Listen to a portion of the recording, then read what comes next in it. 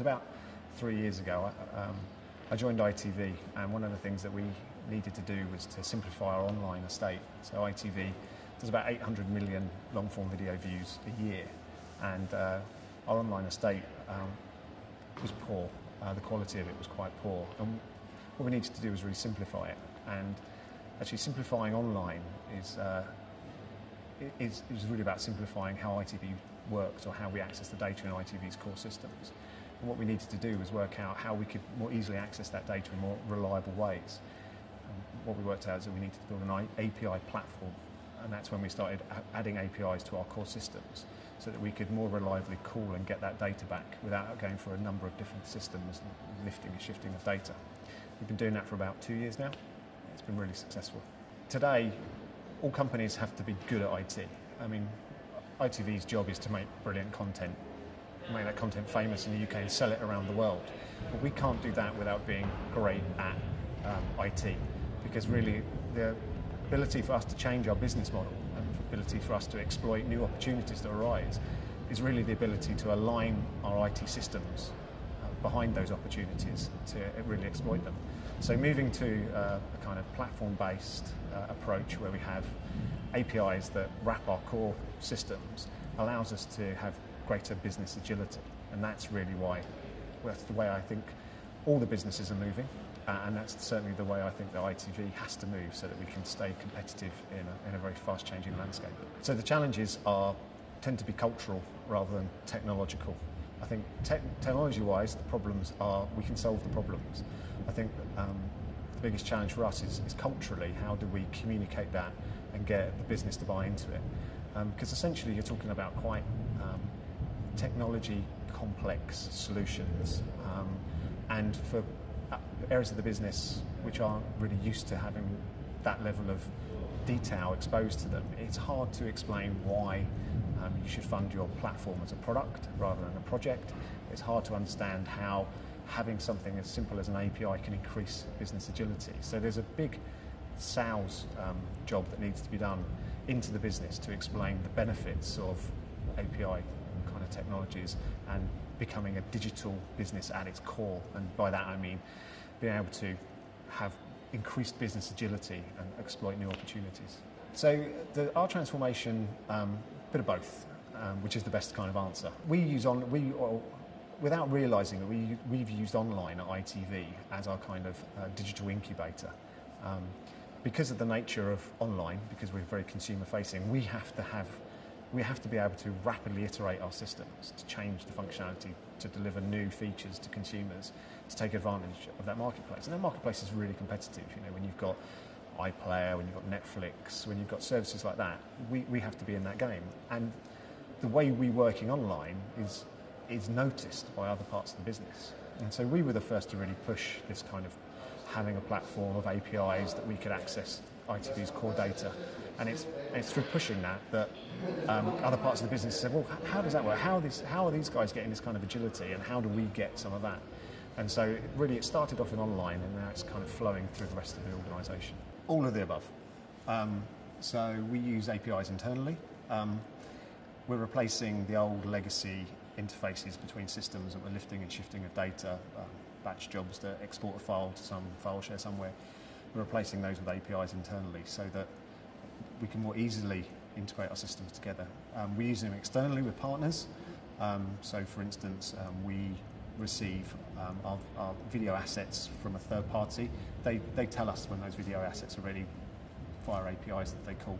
And we use them with other partners who are building for us, say, ITV Player on a mobile experience. We will expose our feeds, our metadata, our schedule to those third parties so they can consume them. So really, we're trying to kind of do an API first thing, API first strategy where people by default use our APIs to access data. Well, ITV's kind of always been a digital business. All we're doing is really expanding what we do and being able to do it more efficiently and more quickly. ITV, as a digital business, we've had ITV Player as a consumer-facing product since about 2005, 2006. So all we're doing really is just expanding our penetration onto devices. So it's not really becoming digital, it's just becoming more digital and being more broad on our availability. But we have this kind of very simple mantra at ITV, which is we buy what we can't. We buy what we can and we build what we can't. We required a whole bunch of features that would productionize our APIs for us. We wanted APIs to be, we wanted to be able to monitor them, we wanted to be able to secure them, we wanted to be able to operationalize them. And we don't want to build that ourselves. We're not in the business of building an API platform. We want to go and buy that off of somebody else. Where we add value is doing the things that are unique to ITV. It's not doing things that are well served by the market. So there was never any idea that we would build our own API platform. It was always going to procure one. What's an interesting question though is, when do you buy your API platform?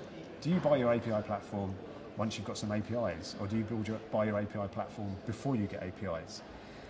And of course, we decided to buy the API platform before we built any APIs, because otherwise you then have to retrofit all your APIs into the platform. And we said, no, look, we know our future is APIs, and so we know we will end up at some problem in the future for securing and operationalising our APIs. So let's buy the platform first and build the APIs onto it. And that's what we've done. So we had a choice. We could build it or we could buy it. We were never going to build it. There's no point. The market's very well served for this kind of product. So then it comes to how do you go and procure it? We had a look at the market. I think we looked at about 4 or 5 different API management products, and we settled on Apigee because we thought it was the strongest software. It had the best documentation, so developers could use it very, very easily, and it seemed to be very, very well supported in terms of all the other companies that were using it. So it seemed to have a very bright future ahead of it, and it really stood out as the product to choose. We use Apigee as an API management tier.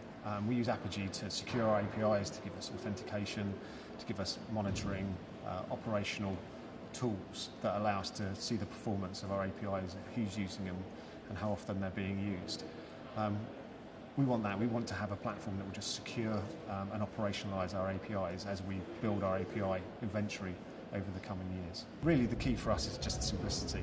Using APIs to simplify our estate so that we have far less moving of data between systems and much more direct access of the systems of record via an API to get that data. That's enabled us to massively simplify our estate technology-wise, and also hugely increase the quality of our systems, because our integration pattern is now so much simpler. If things go wrong, we know where they've gone wrong, and because you have fewer moving parts now, there's less to go wrong, so it goes wrong less often. And that's being reflected in our KPIs that we track around number of errors that we get on things like ITV Player. So we really can kind of point to solid metrics and say, look, we've implemented this strategy of API everywhere, and these are the benefits we're getting. It's been really successful. We have a set of principles that guide us about how we deploy APIs and how we access data, single sources of truth, no lifting and shifting of data. Really, we're about 18 months, 2 years into our application of those principles. We're seeing a lot of success, but we've still got a long way to go. There are still systems that aren't exposing all their data in the way we'd like them to expose it, and it's just really keep consistently applying those principles. For us, it's the operational data, knowing that our systems are working and are healthy. There is data that you can get to do with how many people are using it, how often, what kinds of people, that kind of personalised analytical data. For us, that's less important. For us, it's all about the quality of our systems, making sure our systems are working and are healthy, and Apigee provides us with the useful operational tools for us to be able to check that. I think the number one tip for me is to think big and start small.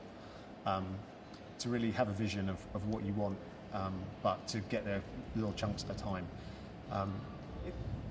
Building APIs requires a degree of faith. It's difficult to put a hard ROI case around building APIs. All you can say is that you will get greater agility as an organisation through having APIs. And the best way to demonstrate that is to do small proof of concepts where you take known problems and solve them using APIs and build trust in what you're doing. That's what I would say. That would be my advice. Think big, start small, do small proof of concepts, prove that these things work, get stakeholder buy-in, and then keep iterating. Why do I love APIs? That's because I love APIs because when I first started writing code years ago, I started using APIs, Win32 API, and that was a good idea then, and the idea of APIs is a good idea now. The difference is we've gone from applying it for a single kind of operating system level to applying it at an enterprise-wide level. And the simplicity and agility it brings are pretty powerful.